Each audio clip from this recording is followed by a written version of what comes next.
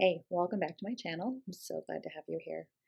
Along with what I was talking about last video a week ago, I was talking about books I'd read on productivity and time management and how they had all kind of come together to make me decide to quit my job.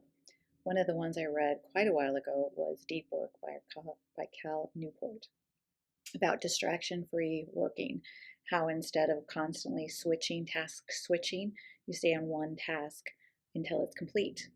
I know at work I tried this. I turned off the ding on my email so that I would only once an hour I go check my email.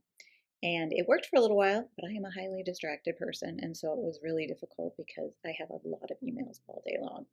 I even had an email to the point that on a weekend a parent had emailed me and I hadn't responded because I don't respond on the weekends. And she came to my house. That was quite a shock.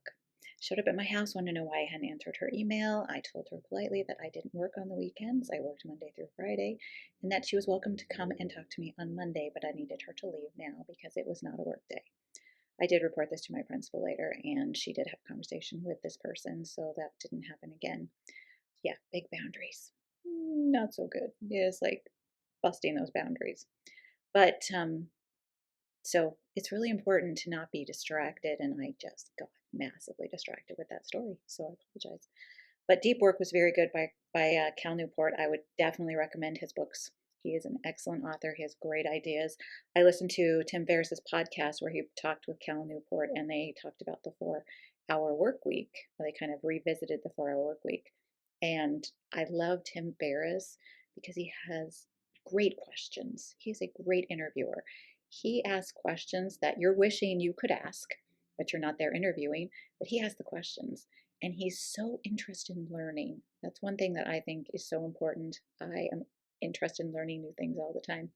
Right now, I'm trying to figure out how to do Final Cut Pro so I can do my video editing. And I'm like, it's really hard right now because I really don't know what the heck I'm doing. So I'm going to take some online classes and hopefully figure out how to edit videos and how to cut them and put them together.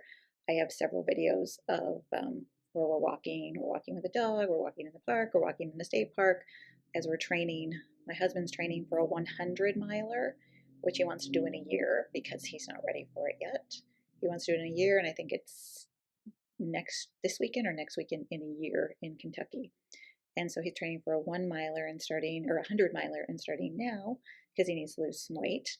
And I'm training for the Camino, which is about 480 miles when I start in France, a little town in France, and walk across Spain to Santiago de Compostela. And that's the end, but I plan on walking the next 50 miles, I think, to the ocean, and that'll be my official end. And then I will fly home from there. I'm looking forward to that, but also training for it. And I did 43 miles the first week and 50 some miles the next week. And my body is going, what the heck are you doing? We're not ready for this. But I think it's better not to be ready for this now when I can get into my comfortable bed, take a bath, take a shower, wash my clothes in the laundry, than it's going to be when I'm on the trail and I'm sleeping in albergues and I'm sleeping in rooms with 5 and 6 and 15 people who all snore or other wonderful noises that happen at night. And I'm sharing a bathroom and I'm trying to wash my clothes. I'm trying to carry everything.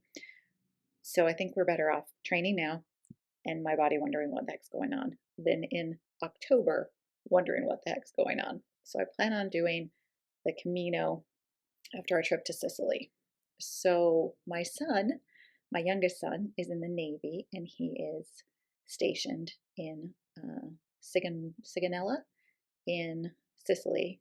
The town I think outside of the base is Catania. So we're going to be flying to Catania to visit him. We wanted to go sooner. He joined the Navy during COVID and we weren't able to go. And so we are going in September. And then the end of September, my husband's going to fly home and I'm going to fly to wherever it's easiest to get to, this little town in France, to start the Camino de Santiago. So I'm really excited about that. That's part of my doing little.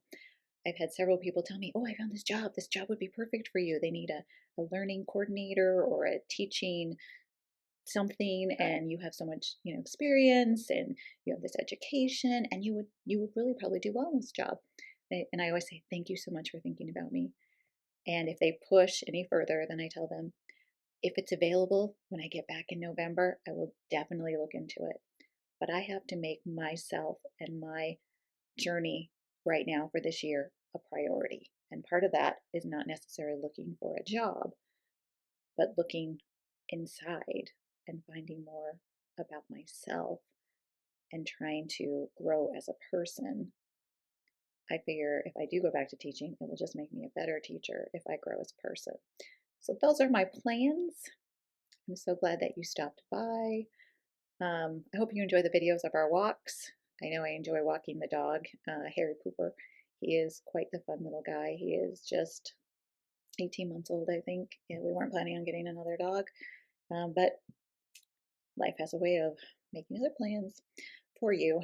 So we do have him now, and he is a joy. He is just a cuddly little thing. So we're walking him, and I'm trying to get at least 50 miles in a week. We're stopping in state parks. But if you could hit the like button, that'd be wonderful. And then subscribe, and I'd really appreciate that if you're interested in content like this. It's wonderful talking with you today, and I'm looking forward to seeing you again. Thank you for stopping by.